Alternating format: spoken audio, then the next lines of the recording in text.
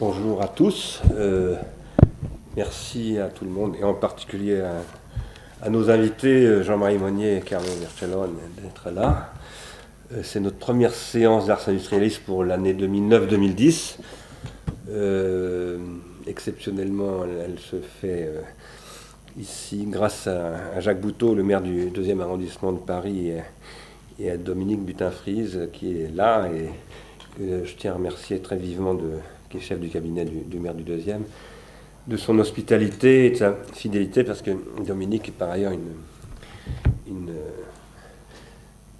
fidèle participante, si je puis dire, de nos séances qui se tiennent d'habitude de la Colline, qui reprendront au Théâtre de la Colline l'an prochain à partir du mois de mars. Je reviendrai à la fin de cette séance sur les prochaines rencontres. Alors aujourd'hui, nous serons 4 intervenants. Moi-même qui vais introduire l'après-midi, Jean-Marie Monnier, Carlo Vercellone et Franck Cormeret qui est en train d'arriver. Il sera là je pense, dans pas trop longtemps. Nous allons poursuivre un travail que nous avons entamé depuis maintenant depuis un an, un peu plus d'un an, que nous avons entamé par une discussion que nous avions ouverte avec Yann Moulier-Boutan au Théâtre de la Colline, il y a une année environ. Puis une après-midi également avec en particulier Mauricio Lazzarato. Nous avons eu également une séance avec André Orléans et Frédéric Lordon. Et donc aujourd'hui nous avons invité Jean-Marie et Carlo pour parler de questions plus spécifiques qui est, je dirais, pas dire la faisabilité, mais les dispositifs économiques, réglementaires, publics, de valorisation d'une logique que certains appellent le revenu minimum d'existence ou le revenu universel, ou des démarches de ce type-là. Ce que nous inscrivons, nous, dans une approche plus générale qui est la valorisation de ce que nous appelons l'économie de la contribution. Donc pour ma part, je soutiendrai ce point de vue-là tout à l'heure, ce qu'on appelle revenu d'existence ou revenu universel est une des dimensions, mais à mon avis, pas du tout la seule. Alors, je vais faire une petite une entrée en matière pas si petite que ça d'ailleurs. Je vous demande pardon parce qu'il faut que je retrouve mon texte, où je vais essayer de recontextualiser. Je ne sais pas où j'ai mis ce truc, excusez-moi. Le voilà.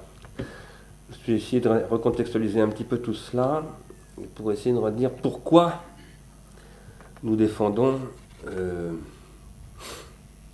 ce que nous appelons l'économie de la contribution. Et aussi pourquoi cette économie de la contribution s'inscrit dans on pourrait dire, une tentative, ça peut paraître extrêmement immodeste, mais c'est comme ça, de réinterpréter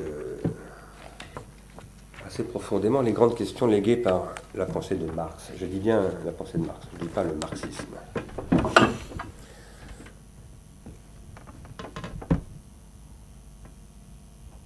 Nous avons une discussion au sein d'Ars Industrialis après, en particulier, un petit texte que j'ai publié qui s'appelle « Pour une nouvelle critique de l'économie politique » sur la question de la baisse tendancielle du taux de profit. Et en particulier, une discussion soulevant le problème qui est que, disons pour aller extrêmement vite, depuis 20 ou 30 ans, 25 ans, on a tendance à poser en principe que le problème a été résolu depuis fort longtemps. La baisse du taux de profit est une erreur du marxisme ou de la pensée de Marx. Moi-même, je défends un point de vue un petit peu différent. Je pense que la baisse du taux de profit, ce que Marx décrit comme ça, c'est une tendance d'abord, c'est pas du tout une prophétie sur le capitalisme, et que si c'est une tendance, ça comporte forcément une contre-tendance. En tout cas, si on lit Marx après Nietzsche, Freud, Bergson et un certain nombre d'autres, une tendance a une contre-tendance, et donc si on veut penser une tendance, il faut penser la contre-tendance. Je dis cela, alors vous allez dire, mais quel est le rapport avec le revenu minimum d'existence ou des dispositifs de ce type? Mais je dis cela parce que je pense qu'actuellement, si des sujets tels que la réaffirmation de ce type de propositions qu'André Gorz avait beaucoup soutenu mais que d'autres revendiquent, y compris au nom de Milton Friedman, parfois, enfin, en passant par là, peut aujourd'hui s'imposer, enfin, disons, s'affirmer d'une façon nouvelle, avec une vigueur nouvelle, c'est parce que nous avons affaire à un processus de jeu de tendance et de contre-tendance, et que la baisse tendancielle du taux de profit est une tendance qui s'exprime actuellement. Ça peut sembler surprenant de dire cela, mais c'est ce que je vais essayer de démontrer maintenant. S'il doit y avoir un débat sur la baisse du taux de profit, ce n'est pas sur l'existence de cette tendance elle-même, c'est sur la nature de sa contre-tendance. Et le véritable enjeu, c'est de savoir comment penser ce jeu de tendance. Qu'est-ce que dit Marx en parlant de baisse tendancielle du taux de profit? Marx dit que le capitalisme, c'est un système dynamique. Et comme tout système dynamique, il ne le formule pas comme ça, parce que de toute façon, il n'a pas la théorie des systèmes en question, mais comme tout système dynamique, il est traversé par des tendances et des contre-tendances. Et alors lui ne raisonne pas encore avec ces concepts qui viendront après lui, mais il essaye de penser des processus dynamiques. Cela étant, quand Marx parle de profit, il désigne, à mon avis, quelque chose de bien spécifique, qui est le retour sur investissement. C'est-à-dire que ce que décrit Karl Marx dans la baisse tendancielle du taux de profit, c'est une certaine économie, je dirais, appelons-la entre guillemets normale, d'un investissement capitaliste dans des forces productives, en rapport avec un salariat, et ça ne parle pas de la spéculation. Il en parle de la spéculation, Marx, il appelle ça le capital fictif, mais le capital fictif, ça ne fait pas partie de ce qu'il décrit dans la fameuse formule de description de ce que c'est que la baisse tendancielle du taux de profit. Quand on dit que le profit, par exemple, a énormément augmenté à la fin du XXe siècle d'une manière spectaculaire et que c'est une invalidation de la baisse tendancielle du taux de profit, on se trompe gravement. Parce que ce qui fait l'augmentation du profit à la fin du XXe siècle, c'est l'augmentation de la spéculation. Ce n'est pas du tout l'augmentation de l'investissement. Et je pense que pour quelqu'un comme Marx, et d'ailleurs il pourrait partager ça avec ce que lui et les marxistes auraient appelé des économistes bourgeois, la spéculation est une maladie de l'investissement, est une tendance négative, interne, inhérente au capitalisme, mais que c'est une maladie contre laquelle le capitalisme lui-même lutte et doit lutter. Alors lui lutte contre, par ailleurs, le capitalisme dans son ensemble, investissement ou spéculation. Mais ici, il y a une question qui se pose, qui est au cœur de nos réflexions, je crois, Ars Industrialis et avec un certain nombre d'autres. Je suis un petit peu embarrassé parce que des éléments de mon texte ont disparu. Je ne sais pas pourquoi. Donc j'ai plein de trous dans mon texte et je suis un peu... voilà. Je ne comprends pas ce qui se passe. Dans cette question rapport entre investissement et spéculation, il y a un problème de rapport au temps. C'est un problème long terme, court terme.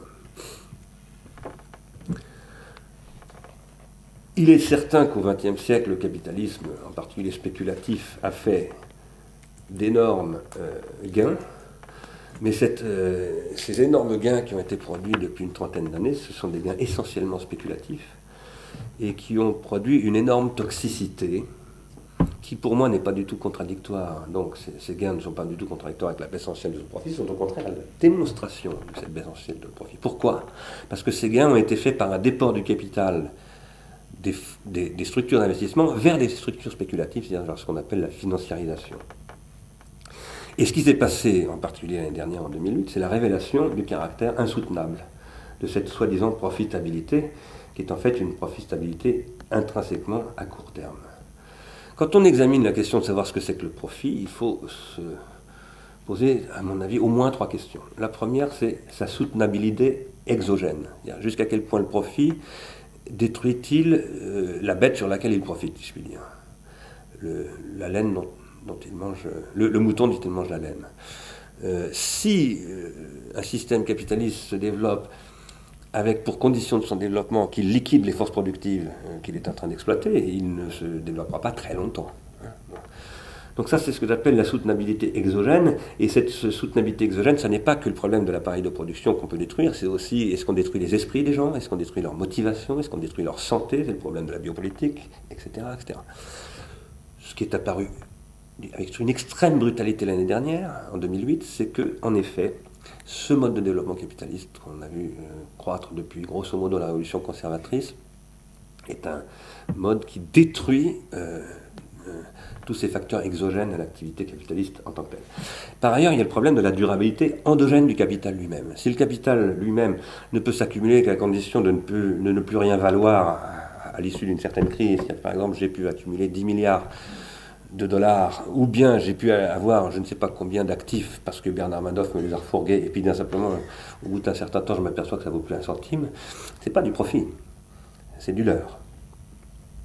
Et ça peut arriver aux transactions que j'ai faites avec un escroc comme Bernard Madoff, mais ça peut aussi arriver parce que j'ai investi dans le dollar, je suis chinois, et puis que finalement je m'aperçois que mes avoirs sont en train de s'évaporer, etc. Donc la question du taux de profit doit intégrer tous ces éléments-là, si on veut savoir jusqu'à quel point il y a une baisse ou pas du taux de profit. Troisièmement, la question du profit est aussi celle de savoir quelle temporalité le profit configure. Et je veux dire par là que le capitalisme, j'ai essayé de le dire dans le dernier chapitre de Nouvelle critique de l'économie politique, le capitalisme c'est un système de production de protension, de ce qu'en phénoménologie on appelle des protensions, et ce qu'en économie on appelle des anticipations.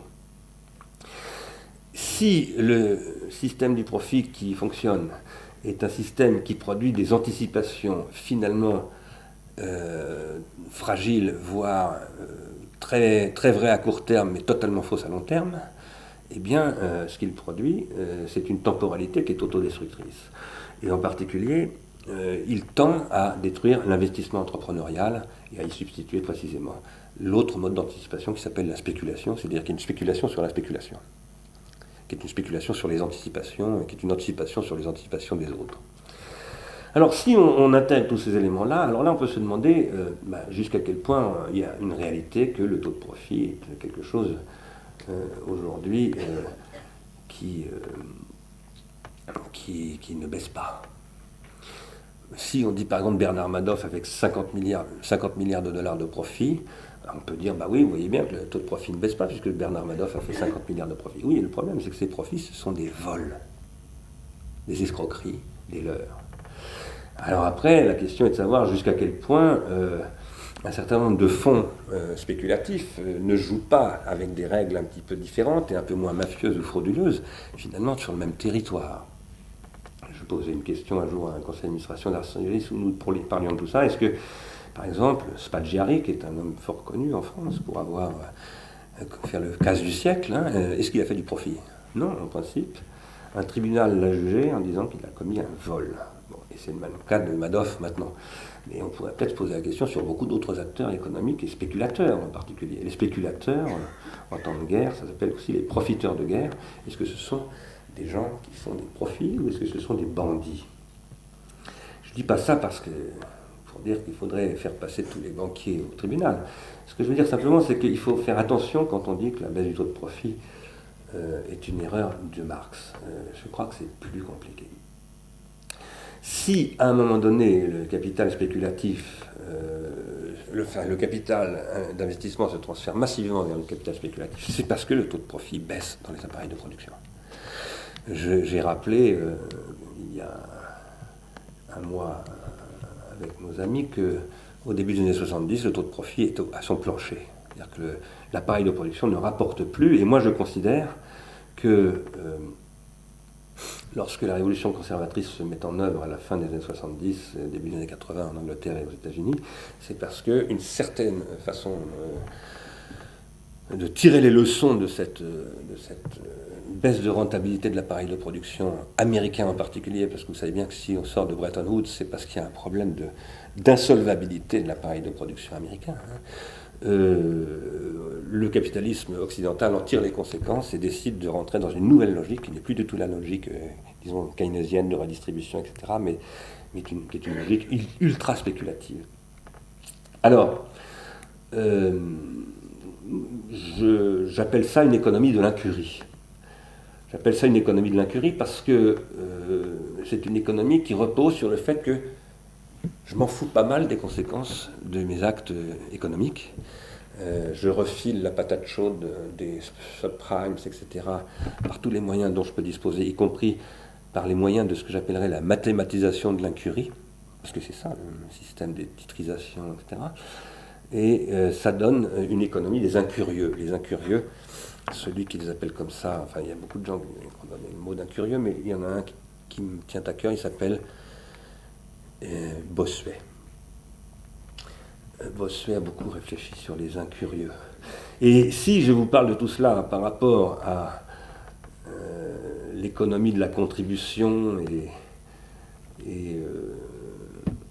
un certain nombre de questions que nous voulons aborder aujourd'hui sur le revenu minimum d'existence ou le revenu universel, etc., c'est parce que, en fait, nous, notre approche à Ars Industrialis, je crois que je peux le dire pour tout Ars Industrialis, c'est que les gens qui cherchent à développer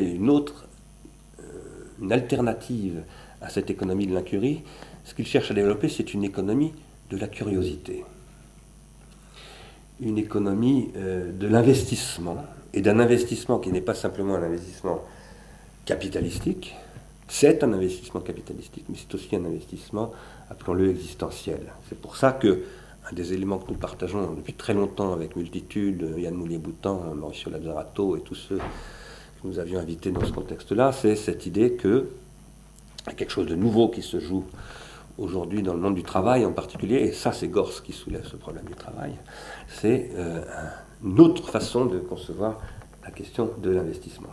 Cela étant, avant de parler de ces aspects, un petit peu plus avant, je voudrais dire que tout à l'heure, Anita Rosenberg m'a donné un texte, une revue que je n'ai pas encore lue, qui est consacrée à André Gorz, elle vient de me la donner. J'avais vu la publicité, je vais en parler juste pour vous faire savoir l'existence. Ça s'appelle Éco-Rêve, revue critique d'écologie politique, penser l'après-capitalisme avec André Gorz.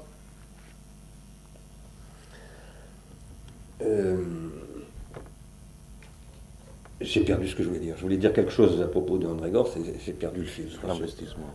Oui, oui, mais je voulais dire quelque chose de précis et je ne sais plus. Bon, je suis désolé. Quoi qu'il en soit, nous pensons que actuellement l'enjeu du capitalisme, voilà, c'est ça que je voulais dire. Nous ne pensons pas que le capitalisme soit aujourd'hui, nous ne pensons pas être dans l'après-capitalisme, c'est ça que je voulais dire. Nous pensons que nous sommes dans le capitalisme pour encore un certain temps. Combien de temps, j'en sais strictement rien, et je dirais que, je dirais pas je m'en fous pas mal, mais je dirais que c'est pas forcément la question la plus importante. La question, ce serait de savoir ce que l'on appelle le capitalisme, et surtout de savoir ce que l'on appelle les capitalismes. Car le capitalisme, c'est pas sûr que ça existe. Il y a des capitalismes, et il est possible, en tout cas nous soutenons ici ce point de vue, que le capitalisme du 19e a été productiviste, le capitalisme du 20e a été consumériste, et nous posons que le capitalisme consumériste est derrière nous. Il s'est effondré l'année dernière. Quand je dis qu'il s'est effondré, il est encore extrêmement vivace, il est même ultra dominant, il n'a jamais été aussi dominant qu'aujourd'hui, mais la dynamique n'est plus là, et même ceux qui l'animent savent que c'est en train de craquer. TF1 est dans le rouge, enfin tous les grands opérateurs du consumérisme, la publicité, le marketing, ça, sont en crise, les recettes publicitaires sont en train de baisser à toute vitesse, et tout ce modèle, qui était le modèle, disons, pour aller très vite, de Ford et de General Motors, est en train de s'écrouler. Et s'il s'écroule, c'est pas simplement parce qu'il a des contradictions économiques diverses et variées, ou qu'on a trop joué avec les fonds spéculatifs, je ne sais quoi. Non, c'est parce qu'il ne marche plus au plan civilisationnel. C'est ça la question fondamentale. Alors, et nous pensons que ce qui est en train d'émerger dans ce contexte, c'est un autre modèle organisationnel, dont la question n'est pas pour moi de savoir s'il est capitaliste ou pas. Enfin, pour moi, la question est clairement qu'il est encore capitaliste, qu'il le sera encore pour longtemps, qui porte des dynamiques qui sont très vraisemblablement inductives de processus qui peuvent commencer à se séparer du capitalisme, des processus coopératifs, etc. Mais je dirais que la question actuelle n'est peut-être pas fondamentalement celle-ci. Alors, je voudrais dire quelques mots, si vous permettez, mais je suis vraiment embêté parce que mon texte a complètement disparu. Je ne sais pas ce qui s'est passé. Je suis vraiment très embêté. Je voudrais dire quelques mots du fait que, pour analyser ces questions, pour nous, les questions technologiques sont absolument fondamentales. Car si ce que nous appelons, nous, l'économie de la contribution, est apparu dans un contexte qui est celui, en particulier, du logiciel libre. Le logiciel libre n'épuise pas du tout le sujet de l'économie de la contribution, mais en tout cas, le logiciel libre est vraiment la matrice de référence première de l'économie de la contribution. C'est lié à une mutation technologique. C'est lié au fait qu'une technologie industrielle, et capitalistique d'ailleurs, s'est déployée, s'est développée, en installant un dispositif relationnel des acteurs économiques qui ne repose plus du tout sur l'opposition producteur-consommateur. Et là, je voudrais dire d'ailleurs, parce que je sais par Georges Collins, qui malheureusement ne peut pas être là aujourd'hui, mais qu'il y a eu une petite discussion avec Jean-Marie à ce sujet. Marianne Dujarrier, le travail du consommateur, c'est pas du tout de l'économie de la contribution. C'est de l'anti-économie de la contribution. C'est la récupération par le marketing des outils de l'économie de la contribution pour empêcher le développement de l'économie de la contribution. Mais ça, ce que décrit Marianne Dujarrier, c'est de l'hyperconsumérisme au contraire. C'est comment mettre les consommateurs au service de l'augmentation de leur propre autoconsumérisme. Ce dont nous parlons n'a aucun rapport avec ça. Sauf le fait que les instruments mis en œuvre technologiques par ce qu'elle appelle le travail du consommateur, ce sont les mêmes en effet que ceux de l'économie de la contribution. Alors, ce qui me permet d'aborder un thème qui est très important pour moi dans tout ça, c'est ce que nous appelons ici la pharmacologie. Et de revenir à la question du capital et du capitalisme. Le capital, tel que on le décrit depuis Marx jusqu'à des descriptions extrêmement récentes, je pose, moi, qu'il a une structure, comme les outils de production, il a une structure pharmacologique. Je veux dire par là qu'il est à la fois une solution économique, il a une efficacité économique, il peut produire de la prospérité, etc. Et en même temps, il produit de la toxicité. Et donc, si on veut faire une critique de l'économie politique, si on veut faire de l'économie politique aujourd'hui, ou de la post-économie politique, ou dépasser l'économie politique au sens classique, il faut faire une pharmacologie du capital. Qu'est-ce que ça veut dire, faire une pharmacologie du capital ? Ça veut dire poser que le capital est intrinsèquement à une tendance à la spéculation, inévitablement. Même quand il est entrepreneurial, même quand il est un capital d'investissement, dans tous les cas, l'investissement tend à devenir spéculatif. Et que le capitalisme le sait très bien, et que si on a des agences de notation, si on a des dispositifs comme ça de protection de la solvabilité, d'obligation, par exemple, des assurances de créer des patrimoines de référence qui les protègent de la faillite, et tout un ensemble d'instruments dont on n'a pas cessé de nous parler depuis un an, parce qu'en gros, on nous dit si ça ne va pas, c'est parce que les instruments ne vont pas. S'il y a tous ces instruments, c'est parce que le capital est pharmacologique, c'est-à-dire qu'il est intrinsèquement, il a une tendance à la spéculation. Mais si on a développé tous ces instruments dans le capitalisme, c'est parce que le capitalisme sait très bien que cette tendance à la spéculation est destructrice pour le capital lui-même. Comment se fait-il qu'à un moment donné, ces instruments qui sont en principe faits pour limiter la spéculation sont devenus en fait des instruments de production de la spéculation ? Alors, c'est un petit peu ça que je voudrais vous dire pour essayer d'aller vers ensuite la question de savoir qu'est-ce que vient faire, pourquoi l'économie de la contribution par rapport à tout cela constitue quelque chose, constitue à notre avis la réponse essentielle à cette situation.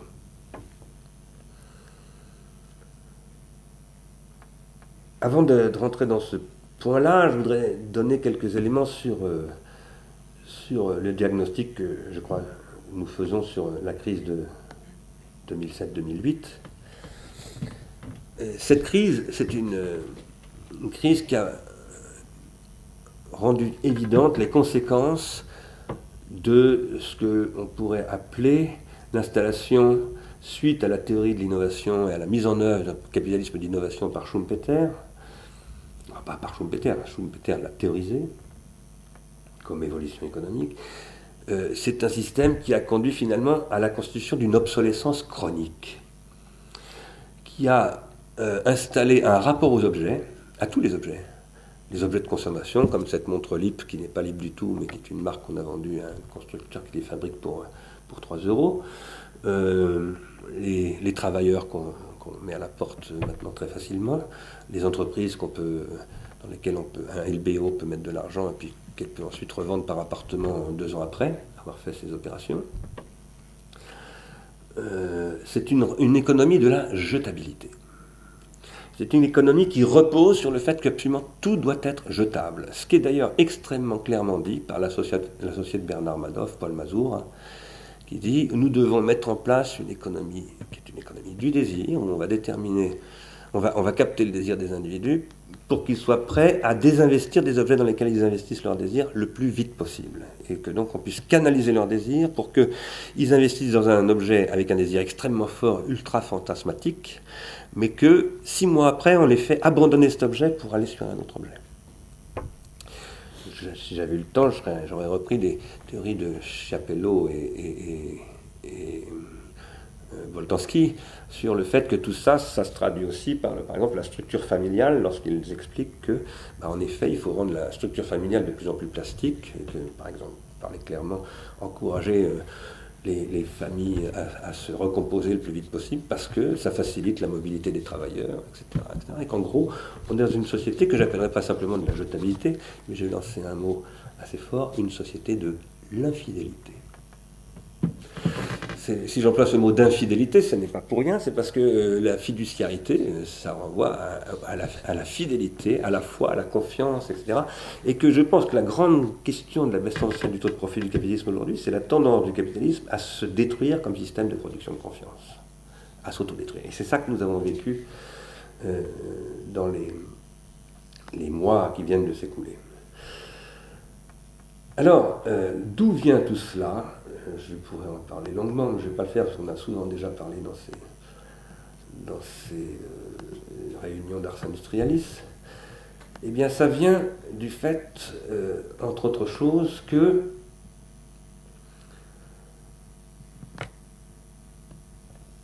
il y a un moment où le capital prend le contrôle du développement du système technique. Et en prenant le contrôle du développement du système technique, soumet le développement du système technique et tous les choix de l'innovation dans le domaine du système technique aux seuls impératifs du système économique.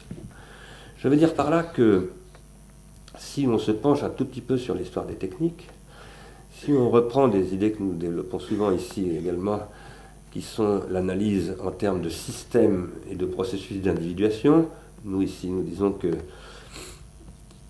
une société humaine, c'est composé de 3 couches que moi j'appelle des couches organologiques, dans lesquelles il y a une couche que nous appelons physiologique ou psychosomatique, avec des organes qui sont les organes vivants, les organes du corps humain, dont le cerveau fait partie, donc ces organes du corps sont aussi des organes de la psyché.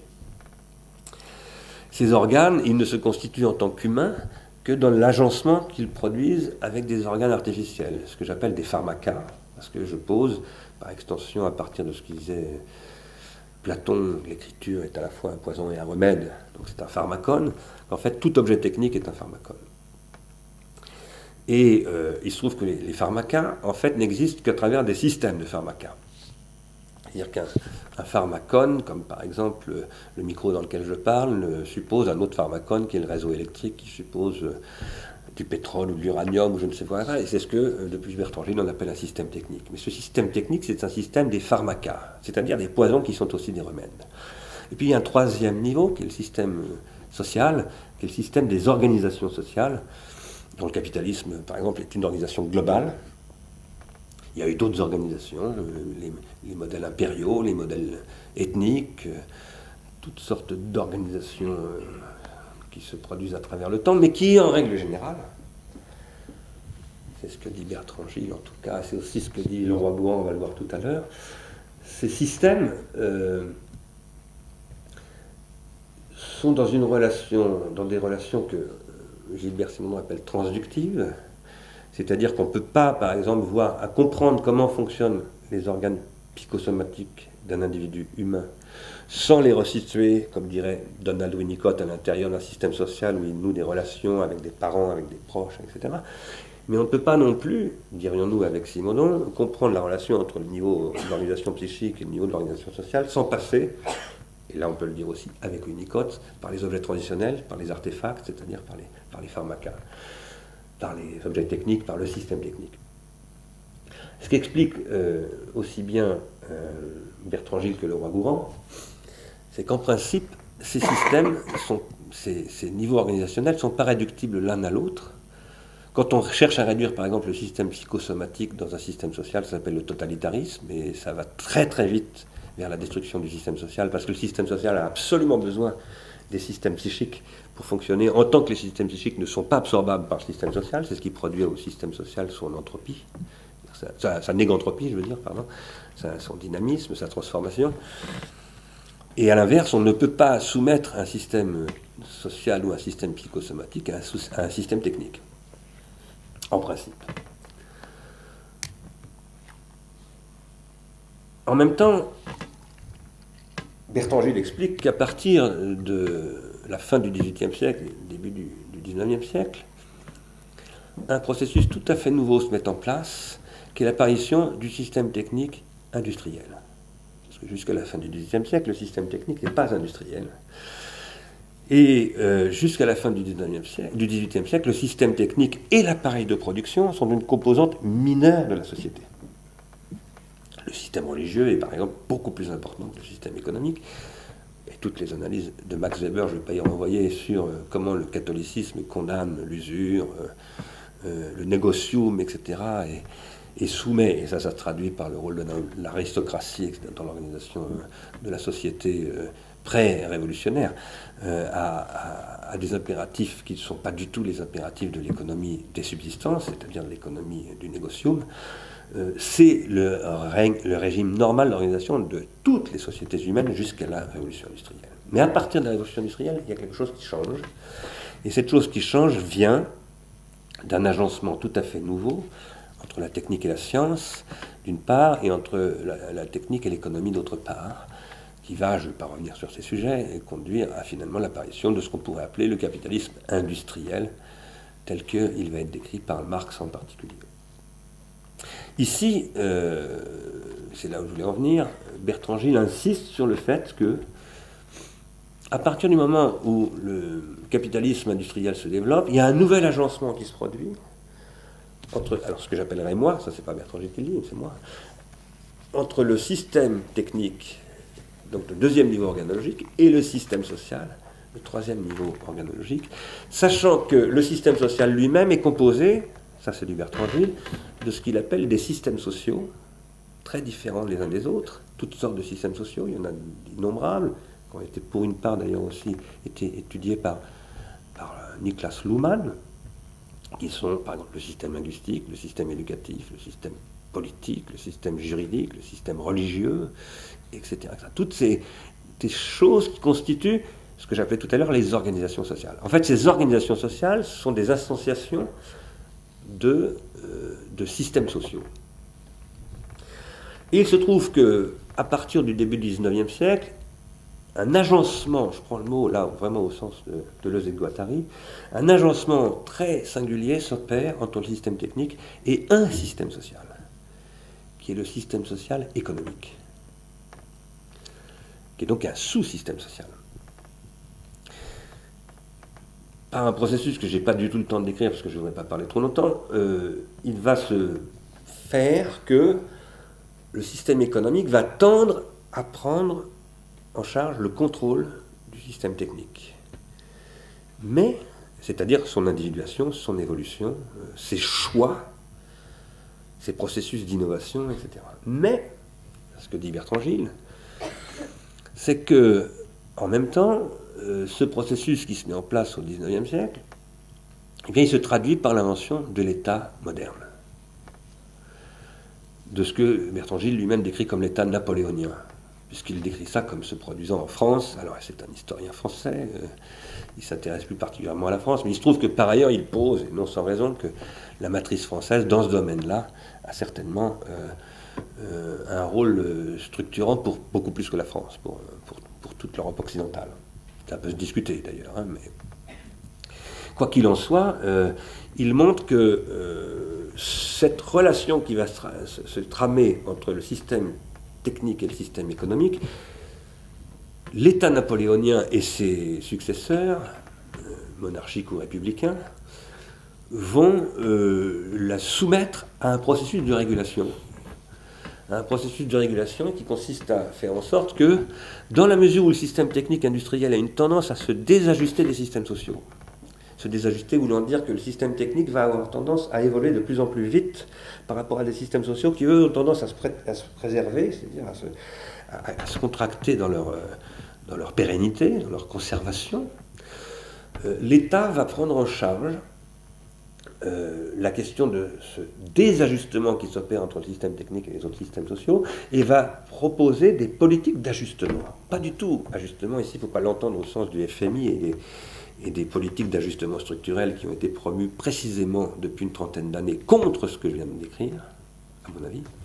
Il faut l'entendre au sens où, par exemple, c'est ce que donne Bertrand Gilles comme explication, il écrit tout ça sortant du gaullisme, au sens où les corps d'ingénieurs qui se développent au XIXe siècle, et ce qui va se traduire sous De Gaulle, l'époque à laquelle vit Bertrand Gilles, à travers le processus du 5e plan, du 6e plan, etc., eh bien, ça va être l'État qui a une politique industrielle à long terme et qui gère des mutations technologiques anticipées, voulues par une puissance publique, à travers un CNRS, à travers un CEA, à travers tout un tas de structures comme ça, et qui va faire en sorte qu'il y a une appropriation sociale de cette mutation qui fasse que ce soit soutenable et que du coup, ce ne soit pas à la corbeille, comme dit le général de Gaulle, qu'on décide de la politique. Parce que c'est comme ça que ça va se traduire en France, par le fait d'une dénonciation d'une politique qui serait pilotée par la bourse, par exemple. Je parle là de l'époque gaullienne. À la fin des années 70, je le disais tout à l'heure, Margaret Thatcher en 79 à Londres et M. Reagan en 1980 aux États-Unis, ils vont dire l'État n'est pas la solution, c'est le problème.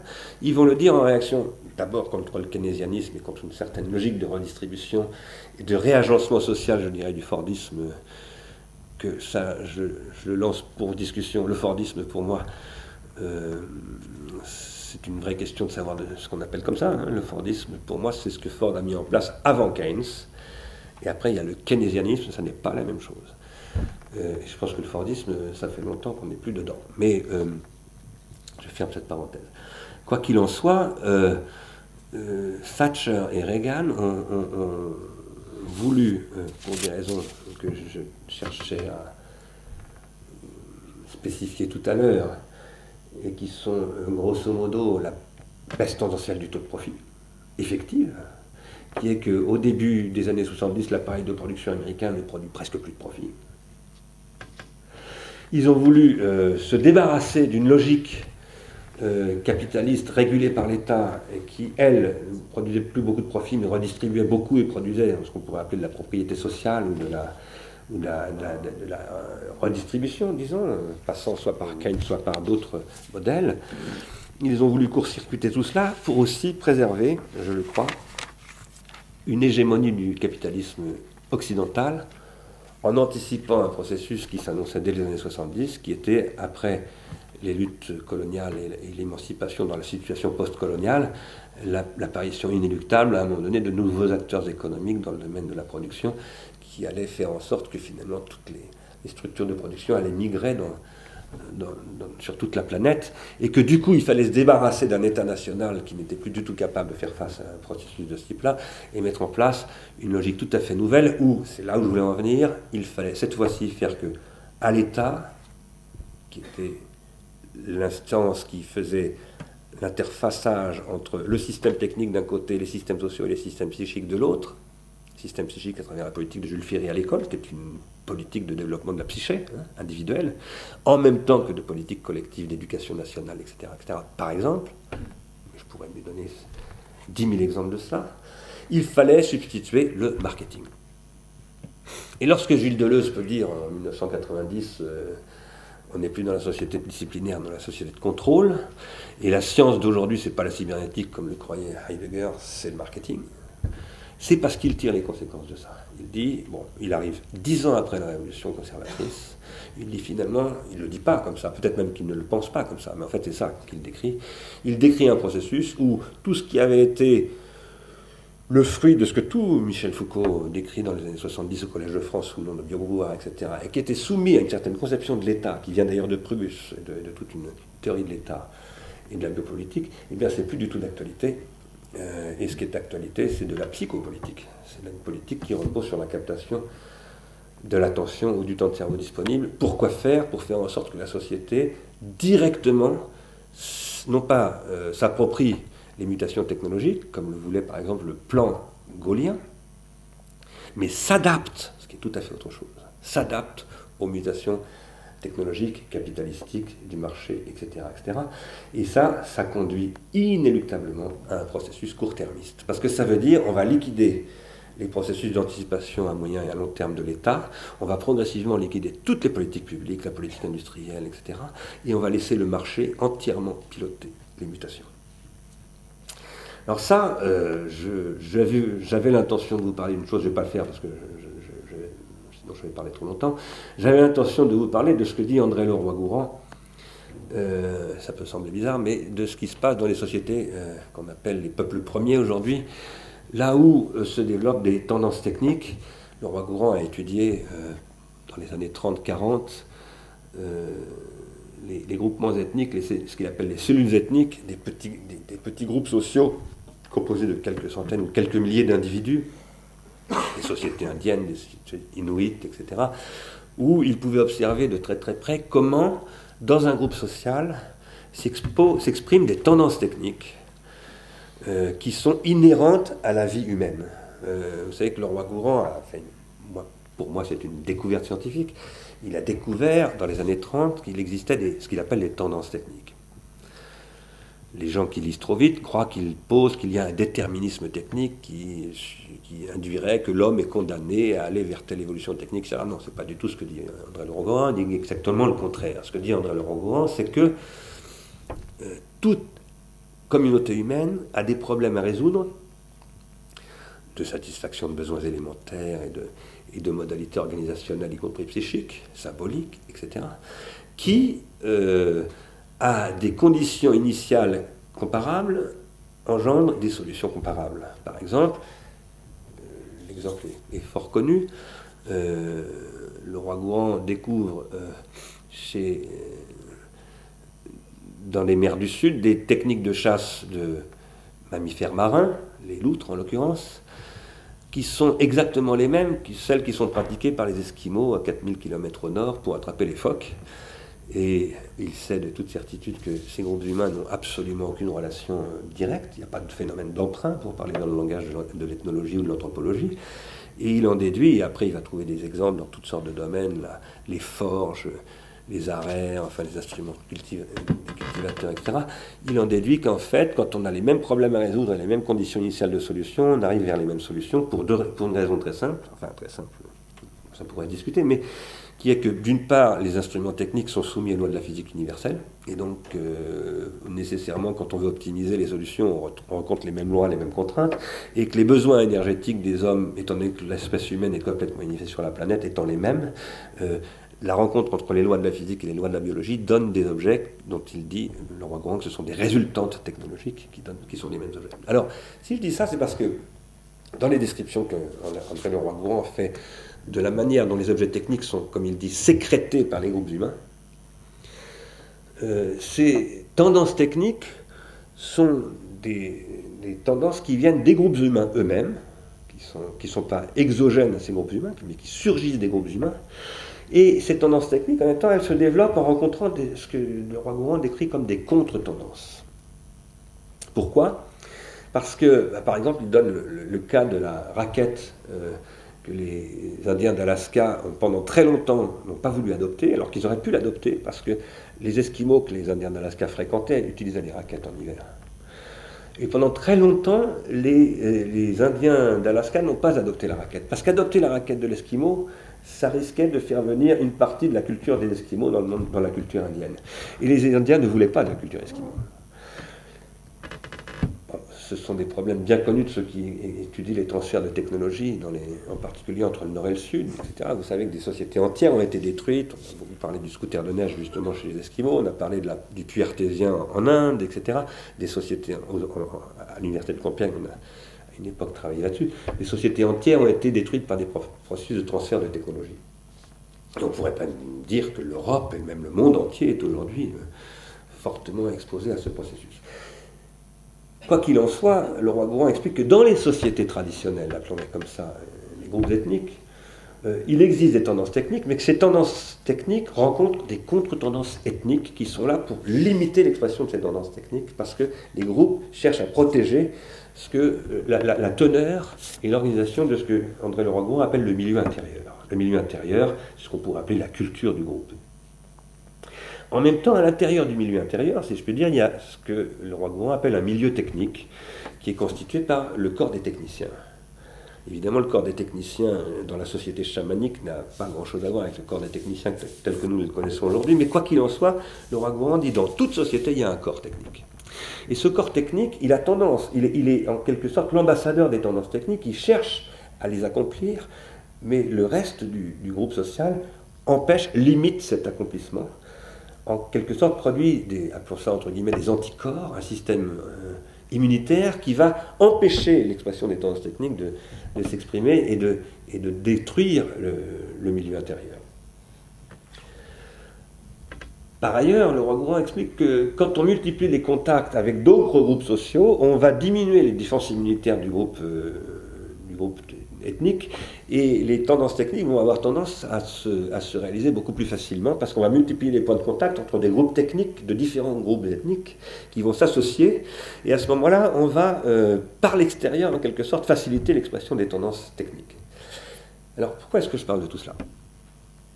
Eh bien, j'en parle parce que si vous comprenez bien la théorie leroi-gourhanienne de la technique, c'est une théorie pharmacologique. C'est-à-dire qu'un groupe humain, c'est un groupe qui porte en lui des possibilités techniques qui sont des solutions, mais qui sont aussi des problèmes, qui sont des solutions, mais aussi des intoxications, et qu'un groupe humain est fait par la régulation, que j'appelle moi thérapeutique, de ces tendances.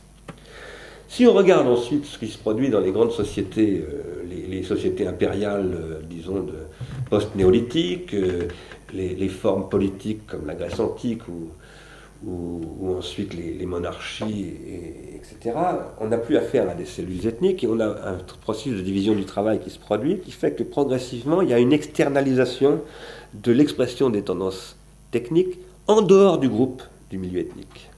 Parce qu'il y a une mutualisation des processus de production qui se produit et qui va conduire finalement à ce que, au début du XIXe siècle, Bertrand Gilles analyse comme étant le monde industriel qui se constitue et où là, les appareils de production vont se décorréler des groupes ethniques et des cultures territoriales, des phénomènes nationaux, etc. Et là, il va y avoir un processus qui va s'accomplir, et c'est là où je voulais revenir, de dissociation. C'est-à-dire qu'à un moment donné, d'abord ça va être porté par l'État qui va tenter, pas forcément comme État du welfare state, parce qu'il y a toutes sortes de formes d'État, tous les États ne sont pas redistributeurs, mais quoi qu'il en soit, l'État, y compris l'État nazi, l'État soviétique, etc., vont tenter de mettre en place des processus d'ajustement entre l'évolution du système technique et des systèmes sociaux de diverses manières, mais qui ne sont plus soumises aux règles de ce que je décrivais tout à l'heure, parce que là, ce n'est plus la société elle-même qui produit ces anticorps, ce sont des organisations administratives qui finalement les prennent en charge, qu'on peut décrire comme une bureaucratie d'ailleurs, ça a été décrit comme tel par beaucoup d'auteurs du XXe siècle, et à partir des années 70 et de la révolution conservatrice en particulier, on va faire sauter ce truc-là, et là, on va véritablement produire un dispositif de faire adopter les mutations techniques, enfin, c'est pas de les faire adopter, c'est de soumettre par conditionnement les sociétés, finalement, à une adaptation à ces mutations techniques, et en ayant totalement détruit la structure de l'État, et on va aboutir à un phénomène que j'essaye de décrire, moi, sous le nom de ce que j'appelle la dissociation, où finalement la société ne participe absolument plus à la production des techniques, ne participe absolument plus à la production de ses propres organisations, mais est totalement soumise à un processus qui est en fin de compte ce que nous appelons nous le consumérisme. Alors ceci conduit en réalité à un phénomène d'intoxication généralisée. Parce que c'est un processus qui conduit inévitablement à la liquidation de tous les systèmes sociaux, qui sont en principe, ces systèmes sociaux, des processus thérapeutiques qui permettent de gérer les caractères pharmacologiques du système technique et des dispositifs industriels et financiers, etc., etc. Pourquoi est-ce que nous posons que l'économie de la contribution est aujourd'hui une alternative à cette situation?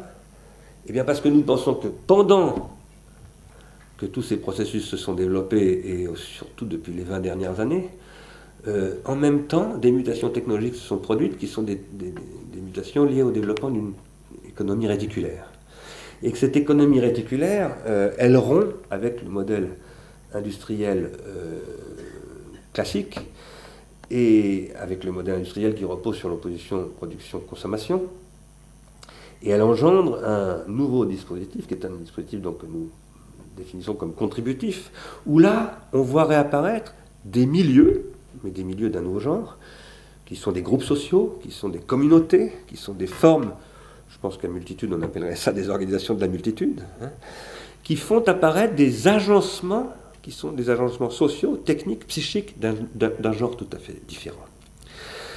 Et par rapport à cela, la question que nous posons, nous, à Ars Industrialis, et je vais vraiment m'arrêter là-dessus, c'est comment est-ce qu'une économie de ces nouvelles formes organisationnelles peut être imaginée, qui va permettre de, entre guillemets, pas dire de monétariser, mais d'inscrire sur des circuits économiques, donc de monétarisation à un moment donné, ou de calculabilité, ou d'indicateurs. Franck Cormeret, qui est arrivé depuis tout à l'heure, en parlera à la fin de cette rencontre, vont permettre finalement de valoriser ce qu'on appelle les externalités positives induites par ces réseaux.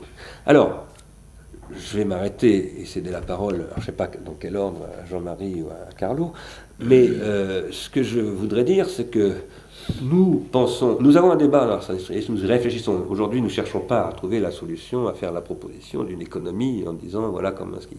Mais nous pensons que dans tous les cas, des nouvelles modalités de rémunération, passant aussi par une mutualisation des coûts, par la fiscalité, par des organisations qui peuvent aussi passer par les indemnisations ou toutes sortes de dispositifs de ce type, doivent permettre de valoriser ce que j'appellerais en un sens très large des entreprises contributives. Quand je dis des entreprises, je ne veux pas dire forcément des entreprises économiques ou des PME. Par exemple, Ars Industrialis, c'est une entreprise au sens où on entreprend quelque chose, n'est-ce pas, des initiatives, des projets contributifs. Et alors moi, ma position sur cette question, c'est que je ne crois pas qu'il y ait une solution à ces choses-là, qu'il y a tout un appareil à concevoir, qui est l'appareil d'une nouvelle économie contributive, à l'intérieur de laquelle de nombreux instruments de régulation de redistribution peuvent être imaginés, sachant que je crois que ce qui les caractérise, c'est qu'ils rémunèrent la connaissance, la construction de connaissances, le développement de capacités. Je pense que Franck en parlera tout à l'heure.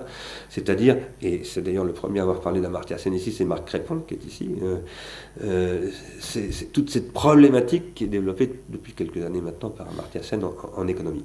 Voilà. Je suis désolé parce que mon exposé était un peu chaotique, parce que la moitié de mon texte avait disparu, donc j'espère que vous n'avez pas trop souffert. Et je vous remercie de votre attention et je cède la parole à qui donc? Vous avez commencé à Carlo. Après